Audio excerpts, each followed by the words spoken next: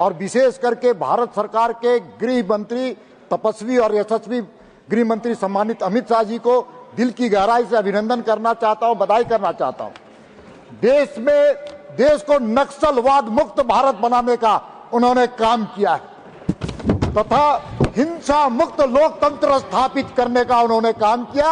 इसके लिए दिल की गहराई से मैं उनको साधुवाद देना चाहता हूं। 2014 में जब इनका शासनकाल था तो 136 जिले में नक्सलवादियों का तांडव था, लेकिन आज प्रधानमंत्री नरेंद्र मोदी जी के शासनकाल में मात्र 6 जिले बचे हैं, मात्र 6 जिले बचे। महोदय, वो भी मार्च 2026 तक उस पर भी समाप्ति करने का संकल्प देश के यशस्वी प्रधानमंत्री और अमित शाह जी ने लिया है। महोदय, मैं झारखंड से आता हूं, मैंने देखा है वहां नक्सलियों का आतंक देखा है, वहां भय देखा है और तांडव भी देखा है और नक्सलियों के द्वारा लोगों को मरते और तड़पते देखा है और इनके शासनकाल में शासन को मोदी बाबा बनते हुए भी देखा है। महोदय, मैं झारखंड से आया था, मैंने वहां देखा है सूर्यास्त के बाद इनके शासनकाल में एक शहर दूसरा शहर टापू बन जाता था, रात को सड़कें वीरान हो जाती थी, लेकिन आज वहां पर अमन है, चैन है और शांति है और इसका श्रेय भारत के गृह मंत्री अमित शाह जी को है। महोदय, इतना ही नहीं, वहां पर पहले बंदी का आह्वान, आर्थिक नाकेबंदी का आह्वान होता था। 365 दिनों में 200-250 दिनों तक बाजारें बंद, व्यापार बंद, सड़कें बंद, रेलवे बंद, कल कारखाने बंद, माइस बंद हो जाते करते थे, जिससे देश को आर्थिक नुकसान होता था। लेकिन आज वहां पर कोई बंदी नहीं होता है। वहां पर बंदी होने से वहां के गरीब लोगों के रोटी के लाले पड़ते थे, रोजगार में असर पड़ता था, लेकिन आज वहां का गरीब खुश है क्योंकि आतंक की समाप्ति करने का काम अमित शाह जी ने किया है। भाइयों दोस्तों, इतना ही नहीं, पहले चुनाव बहिष्कार, चाहे पंचायत का चुनाव हो, चाहे विधानसभा का, चाहे लोकसभा का चुनाव, नक्सलियों के द्वारा चुनाव की बहिष्कार की घोषणा की जाती थी और जो मतदाता चुनाव में भाग लेता था उनके उंगलियों को काट दिया जाता था। इनके शासनकाल में आज कोई मतदाता का कोई उंगली भी दिखाने वाला कोई माइका लाल नहीं है। ये अमित शाह जी का मैजिक, ये अमित शाह जी का मैजिक है। इतना ही नहीं, अब वो ये सरकार श्रीमान Dorji Tshering लक्षा। Honorable Chairman, sir, subject need for urgent step for resumption of border trade through Nathula and protection of livelihood of traditional border area trade in Sikkim. I wish to draw the urgent attention of the government to the prolonged suspension of border trade between India and China through the historic Nathula Pass in Sikkim, which has remained closed since 2020. The closure has severely affected the economic and livelihood condition of traditional traders, transporters and porters and the local dwellers residing in border area regions who have historically depended on cross-border commerce. Sir, the border trade through Nathula is a vital economic lifeline for the people of Sikkim and an important confidence-building measure between the two nations. Reports in the public domain indicate that India and China have recently held discussions and reached an understanding in principle regarding the reopening of the trade routes, including the Nathula Pass. However, there is still no official announcement or clarity regarding the timeline for resumption of the trade. In this context, I wish to raise the following matters. Number one, whether the government has taken a financial decision regarding the resumption of border trade between India and China via the Nathula Pass, and if so, what is the proposed date or timeline for reopening the trade route? Number two, whether the government proposes to give any special preference, quota or facilitation to traditional border area traders, local dwellers and registered traders from Sikkim once trade is resumed in order to revive their livelihood and economic welfare. Number three, the step being taken by the government, including financial relief, infrastructure support, customs simplification or transport support to safeguard and promote the economic welfare of the local population. We have faced hardship due to the prolonged closure.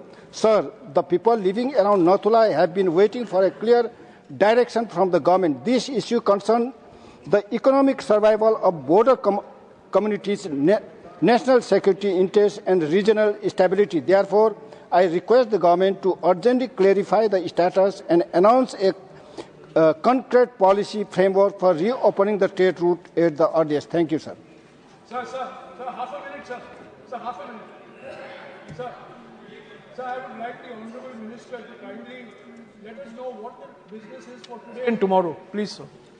Sir, as we had agreed in the Business Advisory Committee meeting, today I would propose to have a lunch break and we start a discussion on the Vande Mataram at 2 to 6, subject to the sense of the House, and if the House agrees, sir, with your permission, we can go up to 7 p.m.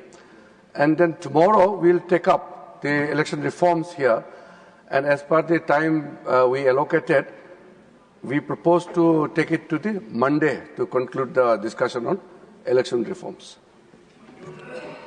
Monday. Through Karen Rajesh Kumar ji. Thank you, Chairman, sir. Today my 0 hour is demand for exemption of engine replacement in commercial truck under the vehicle scrappage policy. I thank you for permitting me to raise the matter of public importance during this 0 hour concerning the commercial vehicle scrappage policy and its impact our crucial truck sector and national supply side, sir. The government goal of reducing pollution and improving the road safety through the scrappage policy is certainly excellent work. However, the mandatory scrapping of commercial vehicle, especially trucks older than 20 years, and now fitness certificate fees also high, is now severely affecting the livelihood of countless truck owners. Sir, many of these trucks, the very backbone of Indian goods transport, have structurally sound bodies. The main reason for pollution is usually the old engine. Replacing this old polluting engine with a new Bharat stage compliant engine, and also request to extend the time period to change the engine, which is a practical and cost-effective practice. This single change technologically renew the vehicle. Then why force to scrapping the entire serviceable truck body when only its engine needs to be changed? This policy casts a massive economic burden on small truck owners who cannot afford lakh of rupees for a new vehicle. It is also leads to increased logistics cost due to reduced shipment capacity, ultimately causing the inflation in the price of essential goods for the common citizen.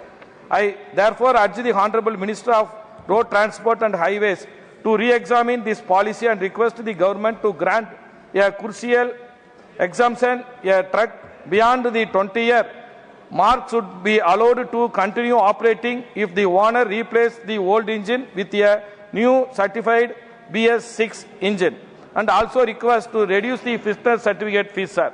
This measure, engine replaced followed by a mandatory fitness test, is a practical, a gentle way to ensure environmental sustainability without disabling our economic backbone. Thank you, sir. Shrimati Sumitra पालमिक जी। अध्यक्ष महोदय, आज मैं यहाँ मध्य प्रदेश जिला जबलपुर से लगे उन दूर दराज के गांवों के माता पिता की आवाज बनकर सदन में बोल रही हूँ, जिन्हें अपने बच्चों की परीक्षा दिलाने के लिए अपनी छोटी छोटी बचत करके कर्ज लेकर उनके भविष्य की तैयारी करनी पड़ती है। महोदय, हम सदन में डिजिटल इंडिया की बात हमेशा करते रहे हैं। माननीय प्रधानमंत्री मोदी जी के प्रयत्नों से 5G और डेटा गांव-गांव तक पहुंच गया है, लेकिन अभी हमारे जबलपुर जिले से लगे कम से कम 55 गांव ऐसे हैं जहां गांव के होनहार SC और ST दलित के बच्चे JEE नीट परीक्षा, CUT की परीक्षा देना चाहते हैं। उनमें काबिलियत भी है। और मैं ये कहना चाहती हूँ कि वो परीक्षा देने के लिए उनसे जब ये कहा जाता है कि उनका केंद्र 300 किलोमीटर दूर है, इंदौर या भोपाल या अन्य शहर में, महोदय ऐसे में आप जरा सोचिए कि उस 17 साल के बच्चे को कितनी मानसिक स्थिति झेलनी होती है। परीक्षा की रात वह उस फार्मूले को दोहराना चाहता है जहां उसका मन शांत रहना चाहिए, लेकिन तब वह खचाखच भरी ट्रेन में या बस में 8 से 9 घंटे सफर करता है और धक्के खाता है। उसे यह भी चिंता रहती है कि मैं परीक्षा केंद्र में जब पहुंचूंगा तो मुझे रुकने की व्यवस्था चाहिए, मुझे वहां पर खाने के लिए व्यवस्था चाहिए, सस्ती कोई धर्मशाला चाहिए। इस तरह की जद्दोजहद में उसकी चिंता रहती है। महोदय, उसके पिता ने यदि कर्ज लेकर या कमाई की बचत करके उसे पैसे दिए हों रहने के लिए, खाने के लिए, तो वो ये सोचता है कि कहीं मैं शहर में ये पैसे मेरे कम ना पड़ जाएं। महोदय, मैं कहना चाहती हूं कि जब हर छात्र परीक्षा कार या कैब से देता है तो उसको 2 घंटे लगते हैं, लेकिन यदि गरीब अनुसूचित जाति अनुसूचित जनजाति का परीक्षा देने जाता है तो उसके ऊपर आर्थिक संकट होता है। महोदय, हमने फॉर्म भरने की प्रक्रिया ऑनलाइन कर दी है, लोकतांत्रिक बना दी है।